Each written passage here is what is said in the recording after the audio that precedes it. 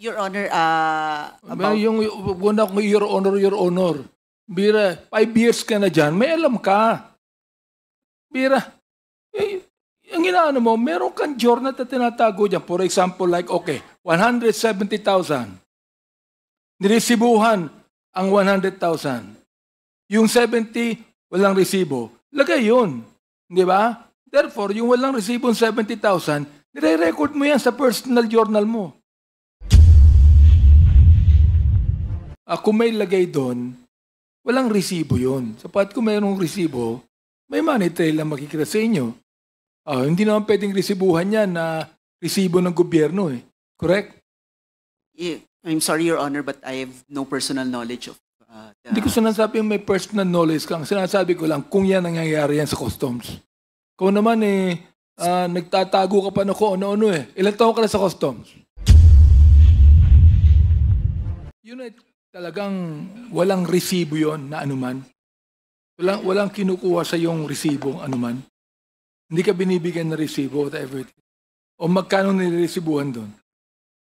Sa Tara po ba ito? Sa Tara meron. Sa Tara po ba ang sinasabi ninyo? Hindi, yung 170 binabayaran mo. Meron po. Kaya nga po, sabi ko po noon pa ito sa Senate. Okay, magkano yung niresibuhan doon? Iba-iba po yan. Meron pong shipping line, meron pong customs duties. Okay, magkano yung lagay doon sa 170?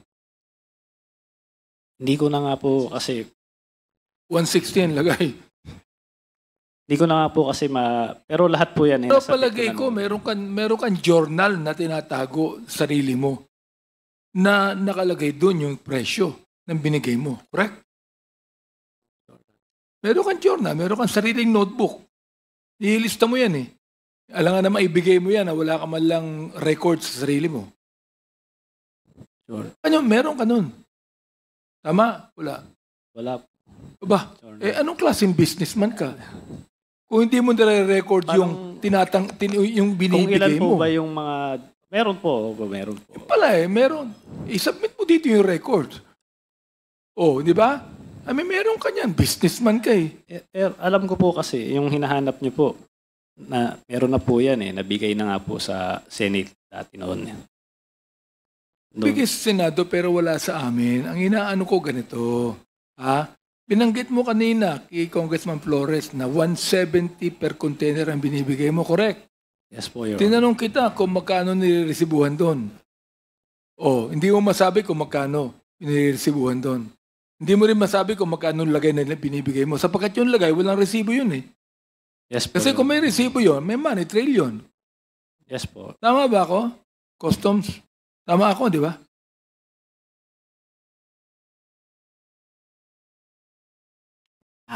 Mr. Chair, regarding the money trail, Your Honor, or... Hindi. Tama ako na kung may lagay doon, walang resibo yun. Sapat kung mayroong resibo, may money trail na makikita sa inyo. Hindi naman pwedeng resibuhan yan na resibo ng gobyerno eh. Correct? Yeah, I'm sorry, Your Honor, but I have no personal knowledge of Hindi ko sinasabi yung may personal knowledge kang. Sinasabi ko lang kung yan nangyayari yan sa customs. Kung naman nagtatago ka pa na kung ano-ano eh. Ilan taon ka na sa customs? Your Honor, Ilan taon ka na sa customs? about 5 years, Your Honor. Wala kang alam? Your Honor, about... Yung una kong Your Honor. Bira, 5 years ka na dyan, may alam ka. Bira, ang inaano mo, meron kang journal na tinatago dyan. For example, like, okay, 170,000. Niresibuhan ang 100,000. Yung 70, walang resibo. Lagay yun. Di ba? Therefore, yung walang resibong 70,000, nire-record mo yan sa personal journal mo. Businessman ka eh. Sige po, Your Honor, kumahanap ko po. Mahanap mo yan. Mahanap mo yan. Maniniwala ako sa sinasabi mo kung bibigay mo sa amin dito yung personal na record ng mga lagay ng mga na binigay mo. Si Chair. Okay? Yes po, I-submit mo dito. Para maniwala kami sa'yo. O makikita namin ngayon yan. Kung yun sa drugs nga sa drugs. Yung pinapanood ko, Congressman Flores, sa Netflix yung Narcos, meron silang journal eh. Meron silang journal, record book na nilista kanino binigay ito? Nakalagay doon eh. Kaya binigay, meron kanin doon. Tama? Yes po, Mr. Yun Chair. pala eh, meron ka pala eh. Submit mo sa amin para makita namin kung sino tumanggap. Nanguhula tayo dito. Sasabi mo, sino yung nakatanggap niyan? Manghuhula tayo dito, hindi mo masabi. Bigay mo sa amin yung listahan. May listahan ka eh. Nilaman po, Mr. Chair. Okay, please proceed. A few more Congressman, questions, Mr. Chair. Mr. Taguba, nung you were doing this business, isang consignee lang ba ang ginagamit mo? O Hindi iba-iba? po. Iba-iba po. Pero Iba-iba. So ano naman ang share ng consignee doon? may royalty fee po siya. How much naman? 1,500 1.5 lang? Per container? per container. But hindi ba siya mga problema kung siya din ang may hawak sa container na may contraband at siya nahuli? Yan po yung arrangement eh. Hindi ko po... For a fee of 1,500, yan na risk ang iti-take niya? Kasi po hindi naman din namin iniisip na yun nga po may droga o kung ano pa man doon sa container. Regular shipment lang po iniisip namin. Okay, so sige, can you give me an estimate kung ilang consignees ang ginagamit mo for your business? 5, 6? 3 po. 3? Opo. Okay, now, customs. Hindi nyo ba wouldn't it be easier to track it na bakit itong 3 consignees na to, ang mga containers sila, ang binabayaran taxes is ganito lang. Mababa.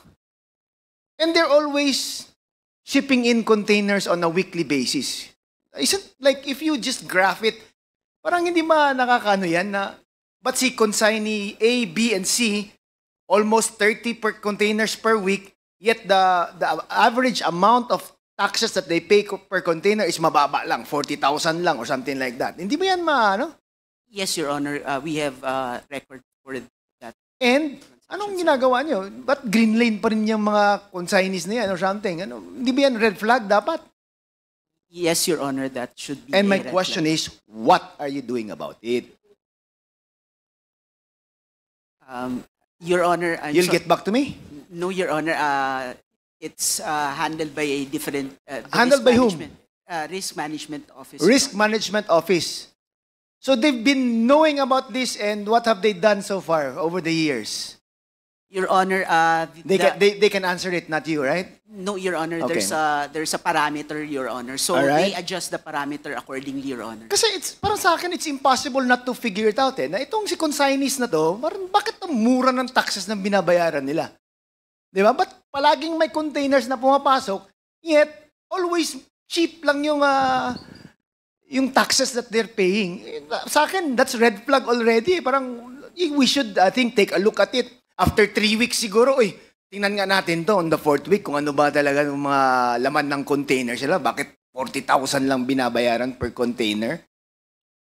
And that's in just 3 weeks. We've been here for years. Walang nangyayaring ganun. Ano bang nangyayari dyan sa customs, Attorney Buko? As I've mentioned, Your Honor, there is a group who is in charge of that, Your Honor. All right. Thank you. Thank you, Mr. Chair. Mr. Chair. Thank you, Congressman Flores. Mr. Yes, Chair. Congressman Abante. Meron po tayo itong Customs Police? Meron ba? I believe we did not invite a representative from the Customs Police. I would like to make a motion that next hearing we have, that we should invite the Customs Police. We do. Yeah. Meron pala. Ayun pala, meron pala. Can you please come forward and identify yourself, sir?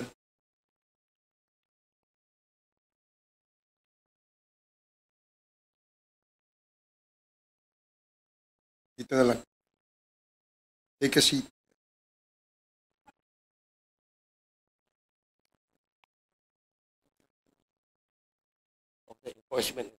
Have you taken your oath? Camilo Cascolan. Yes. How are you Pwede related po ba to ako the magtanong? the late General Cascolan? Younger brother. Okay, sige. So, Congressman Benny Just would like to ask the question, ano ang tungkulin nyo dito sa pinag-uusapan natin? So the function of the ESS actually is to prevent Prevent smuggling. what? Prevent smuggling. Smuggling. Prevent corruption, correct? Yeah, as a consequence, Your Honor, Prevent corruption. yung lagay, correct? Again, Your Honor, Prevent yung lagay. Corruption yun eh. yes, Your Honor. Ilan taon ka na sa customs? Sir, I'm 38 years in the service, Your Honor. In customs? Yes, sir. 38 in customs. Yes, So sir. alam mo lahat ang nangyayari dyan. Uh, If you do not answer us right, I am going to file a resolution to investigate the Bureau of Customs. Right? I will try my best to answer all your questions, Your Honor. Mr. Chair, go ahead.